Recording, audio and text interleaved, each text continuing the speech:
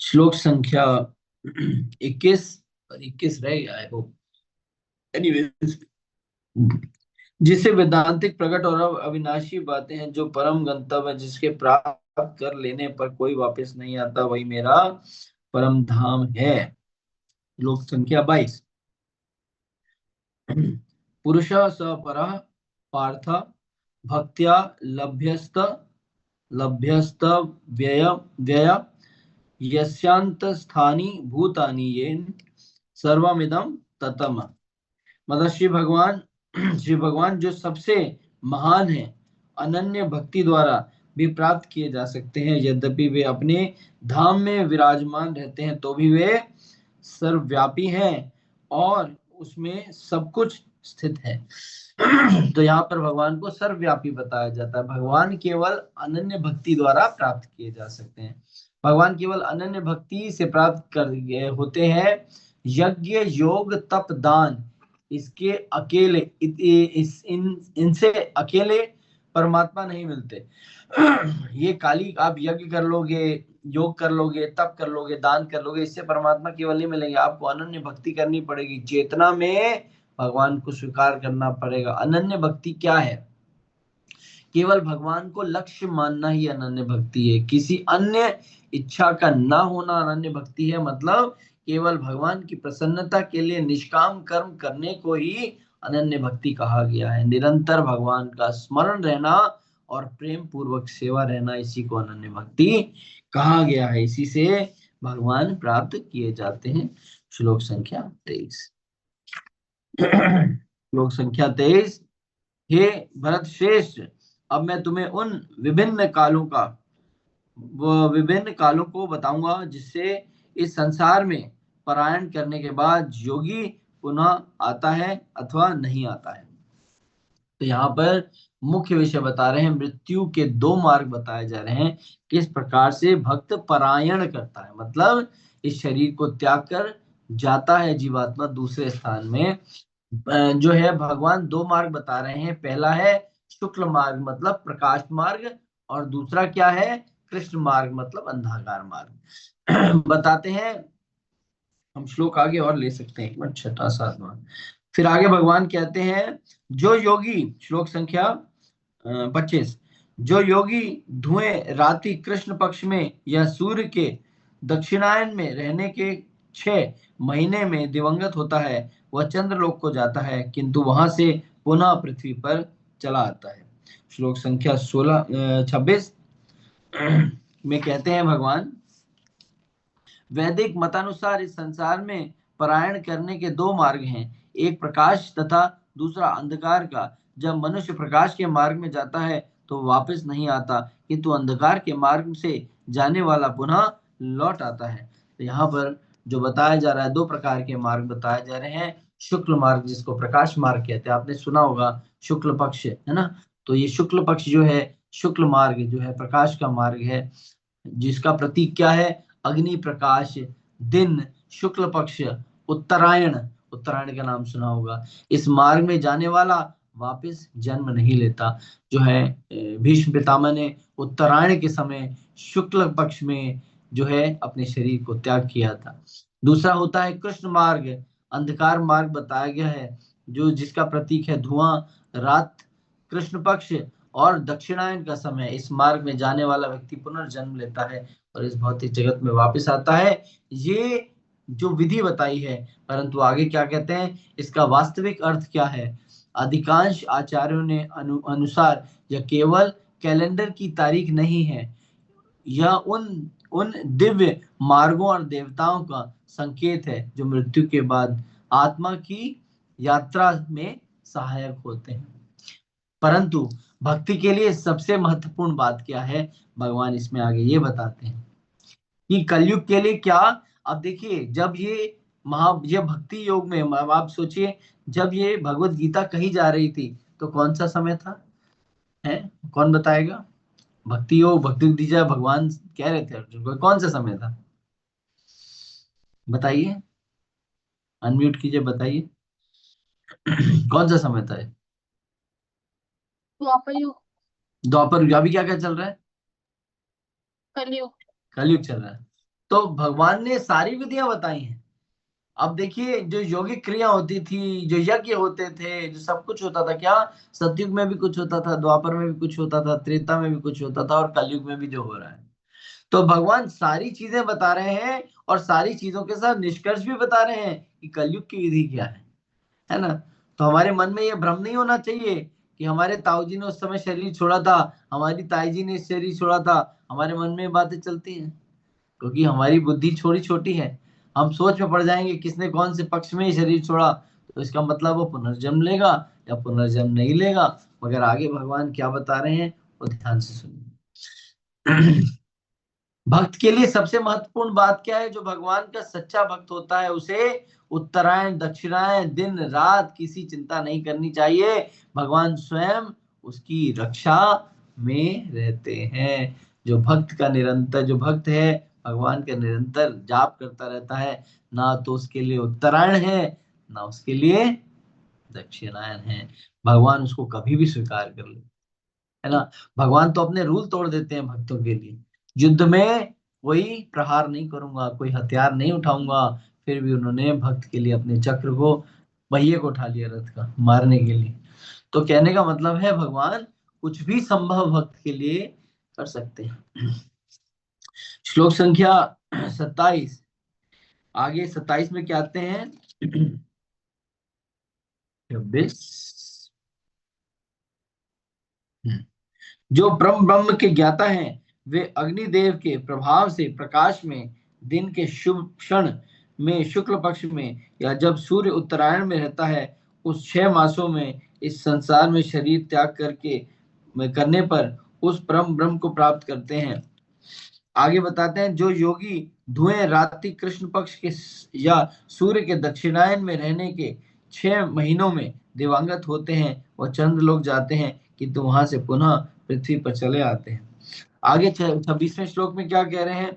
हे अर्जुन, यद्यपि भक्तगण इन दोनों मार्गों को जानते हैं किंतु वे मोहग्रस्त नहीं होते, अतः तुम भक्ति में सदैव स्थिर रहो। फिर आगे श्लोक संख्या 27 में भगवान कहते हैं, वेदेषु यज्ञेषु तपसु चैव दानेषु यत् पुनः फलम प्रतिष्ठितम अत्येति त्वस्वर्गिदम विदित्वा योगी परम स्थानम उमेति चाह्यम। मतलब कि जो व्यक्ति भक्ति मार्ग स्वीकार करता है वो वेदाध्ययन, तपस्या, दान, दार्शनिक तथा सकाम कर्म करने से प्राप्त होने वाले फलों से वंचित नहीं होता। वो मात्र भक्ति संपन्न करके इस समस्त फलों की प्राप्ति करता है और अंत में परम नित्य धाम को प्राप्त करता है। तो यहाँ पर 27वें श्लोक में कह रहे हैं, जो इन दोनों मार्गों को जानता है वह भ्रमित नहीं होता, इसीलिए सदैव योग, है ना, योग युक्त रहते हैं। योग युक्त मतलब कि भगवान की भक्ति में लगे रहते हैं। भगवान का संदेश क्या है? सबसे सुरक्षित मार्ग क्या है? भक्ति है। सबसे सुरक्षित मार्ग क्या है? भक्ति है। समय देखकर मरने की चिंता मत करो, भगवान का स्मरण करते हुए जीवन बिताओ। आगे श्लोक संख्या 28 में क्या कहते हैं? 28 में क्या कह रहे हैं भगवान कि जो ज्ञान को समझ लेता है, जो इस ज्ञान को समझ लेता है उसे वेद पढ़ने, यज्ञ, तप, दान से मिलने वाले सभी पुण्यों का फल मिल जाता है और अंत में वह परम धाम प्राप्त करता है। कि जिसकी मति भगवान में है, देखिए अगर मति भगवान में नहीं है, भगवान में श्रद्धा नहीं है, तो आप भगवत गीता पढ़ के कर भी क्या लोगे? अगर भगवत गीता पढ़ रहे हैं, भगवत गीता का अध्ययन कर रहे हैं और भगवत गीता को भगवान स्वरूप नहीं स्वीकार किया, तो भगवत गीता आपको वो फल नहीं दे पाएगी जो फल देना चाहती है। आप यज्ञ कर रहे हैं मगर यज्ञ में अनेक त्रुटियां कर रहे हैं, उस यज्ञ को हम सिर्फ अपनी इच्छाओं की प्राप्ति के लिए कर रहे हैं, तो यज्ञ किया तो क्या किया? वेद पढ़े और अपने अपने को सफल बनाने के लिए वेद पढ़े या अपने आप को फायदा उठाने के लिए वेद पढ़े तो क्या पढ़े? तो मतलब इसको इस तरह नहीं पढ़ना है कि और दान दक्षिणा की तो केवल किसी की हेल्प करने के लिए या भगवान का अंश मान के उसको दान कर रहे हैं। तो कहने का मतलब आपके चिंतन में अगर भगवान है ही नहीं तो भगवान को प्राप्त करने की विधि क्या होगी। तो यहाँ पर जो है भगवान को शरणागति महत्वपूर्ण है। पूरे अध्याय का जो सार है वो क्या है, हम ध्यान से समझेंगे। ये कुछ पॉइंट्स हैं जिसको समझते हैं हम कि संसार क्या है, नश्वर है। वस्तुतः वस्तुएं बदलती रहती हैं और नष्ट होती रहती हैं। आत्मा अमर है, यह केवल शरीर बदलता है ना। ब्रह्म भी नश्वर है, कोई संसार में जो कुछ भी है नश्वर है। इसका उसका लोक की भी एक दिन समाप्त हो जाता, मतलब कोई भी लोक कोई एक दिन में समाप्त हो जाता। केवल आध्यात्मिक जगत शाश्वत है। परम लक्ष्य भगवान का धाम प्राप्त करना है। मृत्यु के समय भगवान का स्मरण अत्यंत महत्वपूर्ण है। सच्चा भक्त मृत्यु के समय या मुहूर्त दे से नहीं डरता और भगवान तक पहुंचने का सर्वोत्तम साधन अनन्य भक्ति है। जिसने भगवान को प्राप्त कर लिया उसके पुनर्जन्म नहीं लेना पड़ता। भक्त सभी वैदिक कर्मों का सर्वोच्च फल प्रदान करती है, ठीक है ना। भक्ति हर चीज का फल आपको तुरंत दे देती है, केवल भगवान की शरणागति लेनी है, भगवान को अपने आप को समर्पित करना है। अनन्य चेता सतंतो माम, तो ये श्लोक जो है 8.14 ये इस अध्याय का 8वें अध्याय का सबसे मुख्य श्लोक है। निरंतर कृष्ण का स्मरण करने वाला भक्त के लिए भगवान सुलभ हो जाते हैं। तो आपको जो है कठिनाई भक्ति में नहीं आएगी। यहाँ पर जो है अध्याय 8 के जो मुख्य श्लोक हैं 5, 6, 7, 10, 13, 15, 16 और 22 है। इसमें अंत समय में कृष्ण का स्मरण करो, जैसा स्मरण वैसे ही अगली गति मिलेगी। सदैव कृष्ण का स्मरण करते हुए अत्यंत जो है कर्तव्य निभाओ। आज 10वें में क्या है, योगी मृत्यु के समय भगवान का ध्यान करता है। 13 में बताया ओम का उच्चारण और भगवान का स्मरण करना। 15 में बताया कृष्ण धाम प्राप्त होने पर पुनर्जन्म नहीं होता। 16 में बताते हैं ब्रह्मलोक तक की पुनर्जन्म है ना, ब्रह्मलोक तक भी पुनर्जन्म होता रहता है, मतलब कि हर जगह आप जाओगे ऊंचे लोकों में तब भी ब्रह्म पुनर्जन्म आपका होता रहेगा। 22 में केवल भक्त से परम पुरुष की प्राप्ति होती है, मतलब केवल भक्ति आप करोगे तो भगवान की प्राप्ति होगी, अन्यथा और कोई आप कर्म कांड कर रहे हो या किसी चीज की विधियों में लगे हो उनसे आपको भगवान प्राप्त नहीं होने वाले हैं। और यहाँ पर मैंने लास्ट में कुछ व्याख्या दिया। कई बीच में एक प्रश्न आया था मेरे मन में कि लोगों को ये भ्रम होता है थोड़ा सा कि ये बैकुंठ क्या है और गोलोक क्या है। कितने लोगों को थोड़ा डाउट है, रहता है हमेशा कि बैकुंठ और गोलोक बार बार सुनते हैं, बार बार सुनते हैं। बैकुंठ क्या है, गोलोक क्या है, तो थोड़ा सी उसकी आज व्याख्या देख लेते हैं। इससे हमें थोड़ा सा स्पष्टीकरण हो जाएगा कि गोलोक क्या है और बैकुंठ क्या है, ठीक है। तो हम थोड़े लक्षण पढ़ेंगे गोलोक के और उसके, तो थोड़ी सी हमें यहाँ पर सुविधा मिलेगी आगे चीजों को समझने की। अब यहाँ पर आता है कि पहले हम ये समझ लेते हैं कि आज के अध्याय की जो है निष्कर्ष क्या है। जैसा जीवन भर स्मरण और साधन वैसे ही मृत्यु के समय चेतना होती है, और जो अंत समय में कृष्ण का स्मरण करता है वह उनके शाश्वत धाम को प्राप्त करता है। मतलब अभ्यास से चेतना और चेतना से कृष्ण प्राप्ति होती है।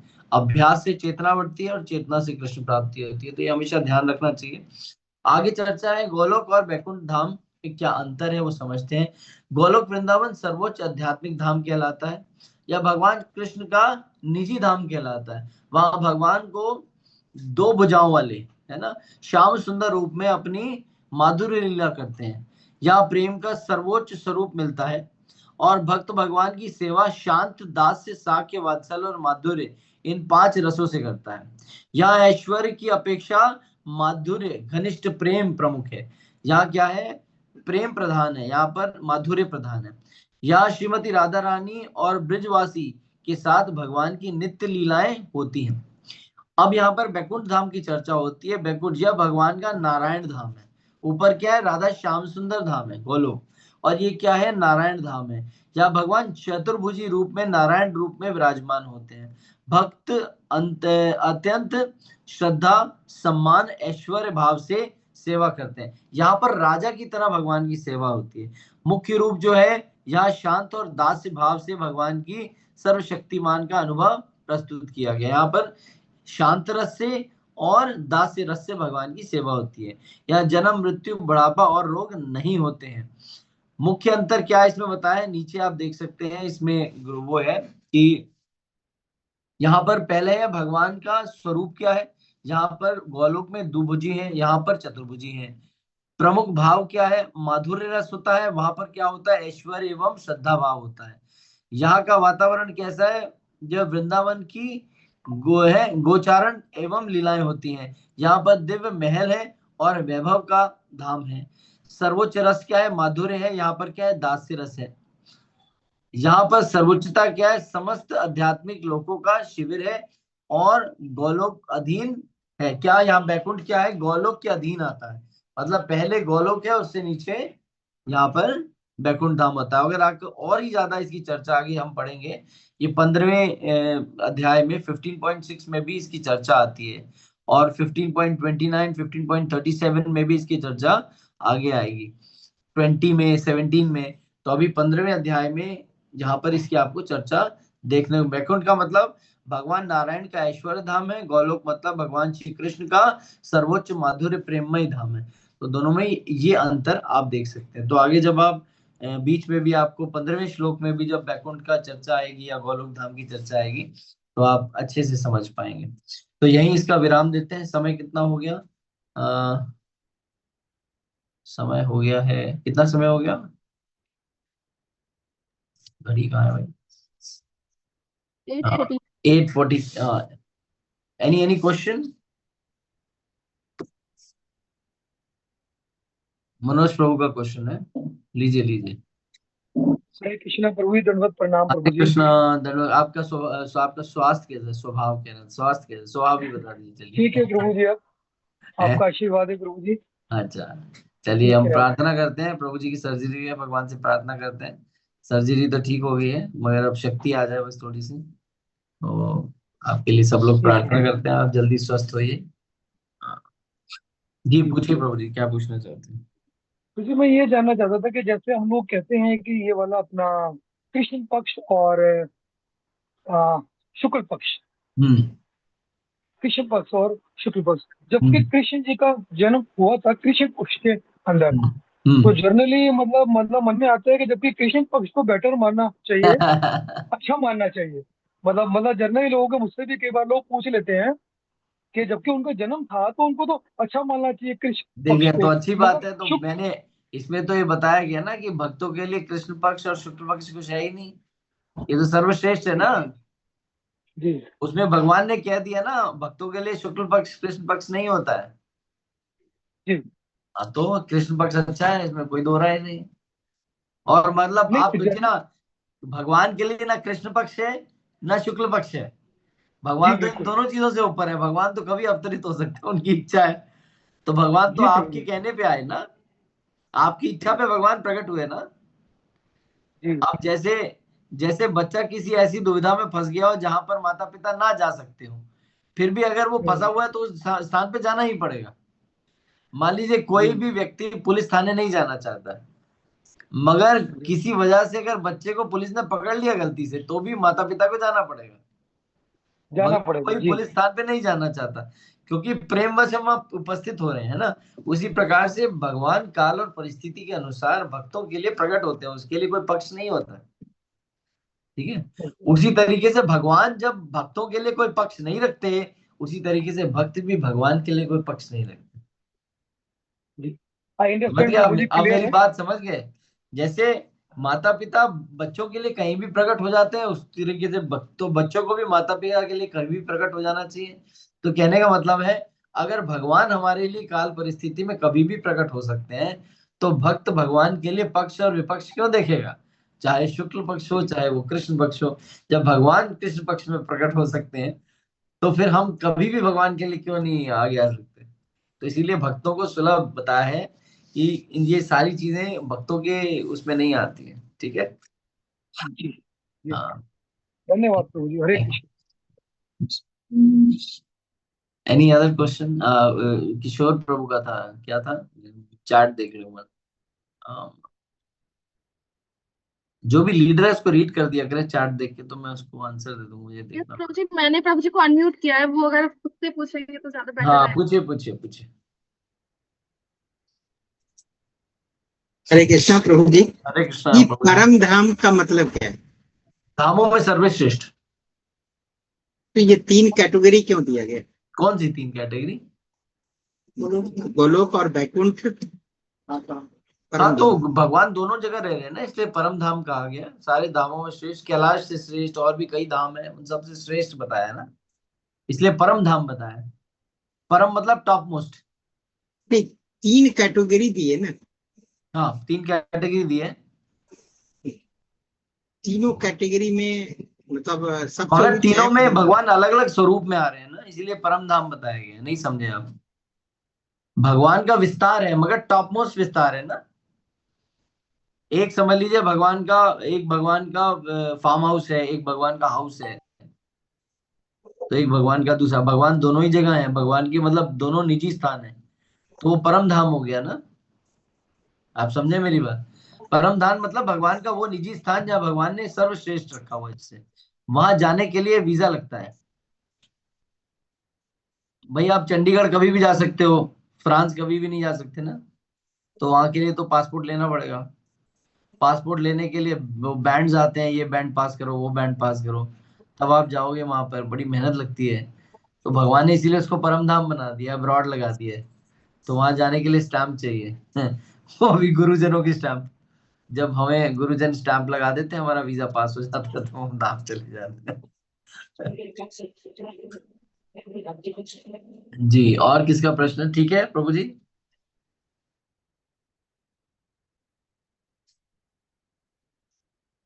और किसी का प्रश्न नहीं है? मुझसे कुछ पूछ लो, मैं आपसे पूछ लूं। है? अरे किसी का कोई प्रश्न ही नहीं है, कमाल। गो पूजा।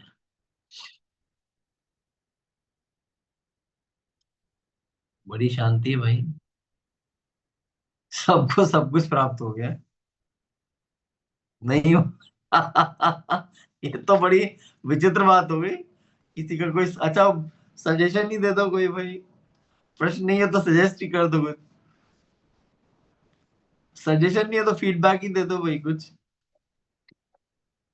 हरे कृष्ण प्रभु जी, दंडवत प्रणाम। कौन बोल रहे हैं? ललिता माता जी? राजकुमारी राजकुमारी। राजकुमारी माता? अच्छा, फीडबैक देने के लिए फोन किया। फीडबैक प्रभु जी, आप पढ़ाते तो बहुत अच्छा है, कुछ नहीं ज्यादा कुछ समझ में नहीं आया, लेकिन हमें बहुत कुछ समझ में आ जाता है। फिर भी आप क्वेश्चन करना नहीं आता।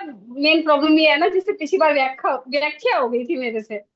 जो आपने समझाया प्रभु जी, बहुत कुछ मतलब अच्छा, मतलब हमें समझ में आया इसमें। ये जो आपने इस चैप्टर में बताया, मेन क्या है कि हम जैसा सोचते हैं, हम अपने अंतिम समय में जैसी सोच वैसी हमें शरीर प्राप्त होता है, अगला जन्म यही होता है। ठीक निष्कर्ष है, यही निष्कर्ष है। है, यही है मेन। दूसरा इसमें पॉइंट ये है कि इसके लिए हमें निरंतर नाम जप करने का प्रयास करना वेरी गुड।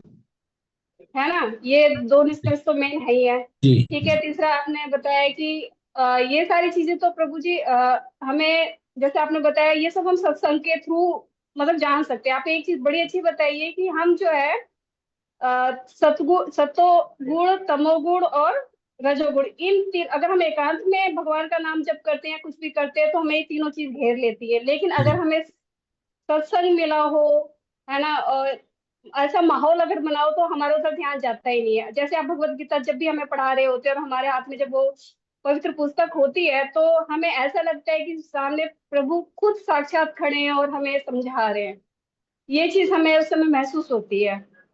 ध्यान हर तरफ से हमारा हट चुका होता है उस टाइम, बस ये रहता है। अब जैसे मुझे कुछ समझ उस टाइम आपने मेरे से पूछा, नहीं आया था दिमाग में, क्योंकि दिमाग इधर उधर था। लेकिन दोबारा जब उसको किया तो बहुत अच्छा लगा। प्रभु जी आप बहुत अच्छा कराते हैं। जो हमें खुद पढ़ के समझ में नहीं आया, वो आपने हमें समझाना शुरू किया, और हम बहुत कुछ ये तो जान अभी रहे हैं। शॉर्ट नोट है, ये मैंने अभी आप कुछ पढ़ाया ही जी नहीं, जी। आप समझो, ये तो ऊपर ऊपर से पढ़ा रहा हूँ।